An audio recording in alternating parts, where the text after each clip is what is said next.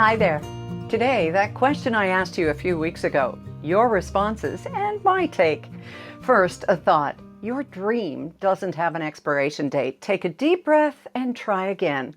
Katie Witten. Still catching your breath after Friday's amazing 28-5 Jays win over Boston? I can't help but think that on the first game back for first base coach Mark Budzinski, after losing his 17-year-old daughter in a tubing accident, he might have wondered if Julia was his angel in the outfield. I know I do. Does anybody else remember that movie? It was a favorite in our house as Lauren was growing up. Now, where was I? Yeah. We go back in time a bit to a post that was about yogurt drinks for the kidlets. Their best before date was the next day, and they were on sale hugely, and so I had to buy them. Then I asked what you would do. Would you purchase? And secondly, would you give them to the kids? I thought I'd be able to count the responses, but with so many on Facebook, Twitter, and Instagram, it was impossible. There were nearly 100 on Facebook alone. So of those, let's make it a percentage. That'll be easy. About 5% said absolutely not. Maybe 2% said they'd eat it themselves but not give it to the kids. And the rest consisted of wisdom like this. There's a difference between best before and expiry. Brenda goes on, best before indicates the quality of food might not be 100%, but it's still safe to eat. Best before is just a suggestion. Does it pass the sniff test? If they're not open, they're okay. Okay, well, I'm sure it does go bad eventually, but I have never opened a container of yogurt, no matter how old, that had mold on it. Once it's been unsealed and forgotten in the fridge for a few weeks, sure, but never new. Maybe I've been lucky. Oh, someone else said, buy the yogurt drinks and freeze them in ice trays. To me, that makes total sense. After all, you can freeze anything. It's just how it thaws that matters, right? Okay, one woman said she throws out things a few days before the date stamped on her food. Now, I promised no judgment in my original post, and you know that's her business.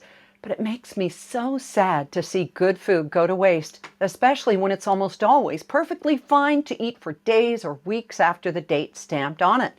This past Friday, I bought a jug of milk that was half off because it expires this coming Wednesday. That was 5 days away, and I knew the milk would be gone by then, so I count that as a solid win.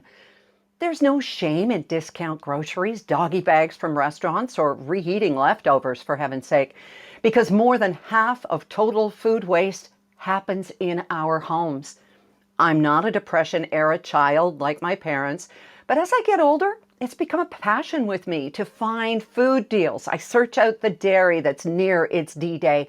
I pore over that rack near the back of the store with products that are getting a bit dusty. I keep eggs in the fridge for weeks and weeks. A short power outage or trip with food in the car in an insulated bag, it doesn't worry me at all. I cut off bruises. I trim the white and the blue off of cheese that's not supposed to be white or blue. Buy stuff and freeze it right away. The average family of 4 wastes about $2,000 worth of food in a year, regardless of how much we make. How dare we? This isn't scientific, and I'm the last person to give dietary or health advice. In a moment, I'm going to link to an article that reminds us of all the no wiggle room items like baby formula. But all I can tell you is that I've only gotten food poisoning once, and it was from foolishly thawing salmon on the counter, changing my mind, putting it back in the freezer, thawing it again.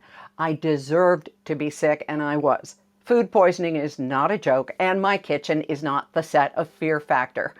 I wouldn't endanger those I love. If I wanted to do that, I'd cook more.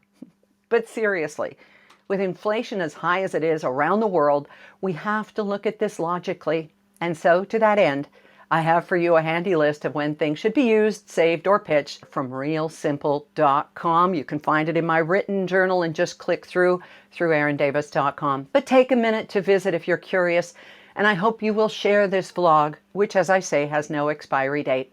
Oh, and neither do my Drift with Erin sleep stories, which I hope you're enjoying, not discounted, but free through simplecast.com, thanks to MV Pillow. Have a lovely week, and I will be back with you on the holiday Monday.